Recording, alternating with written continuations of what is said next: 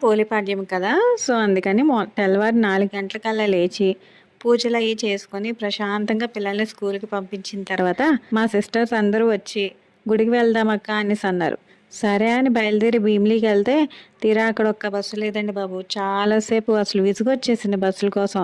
అయితే ఒక ఆంటీ అయితే పరిచయమయ్యారు. ఆవిడ కూడా రీసెంట్‌గానే యూట్యూబ్ అనేది స్టార్ట్ చేశారంట.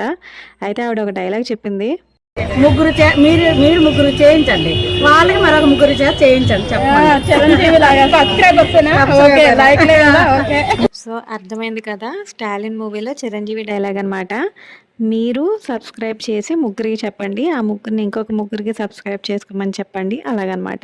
సో, మొత్తానికి ఎలాగో బస్సు అయితే వచ్చిందండి. గుడికి కూడా వచ్చేసాము.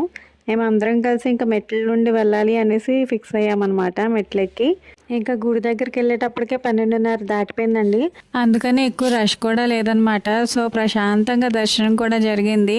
సో, బయటకొచ్చిన తర్వాత బీచ్ వ్యూ చూస్తే అస్సలు కదలాలనైతే అనిపించలేదండి బాబు. ఇంకా దర్శనం అయిపోయి కిందకి వెళ్తే అక్కడ భోజనాలు కూడా పెట్టారు. సో, ఆ భోజనాలు చేసి ప్రశాంతంగా అయితే ఇళ్ళకి వెళ్ళాము.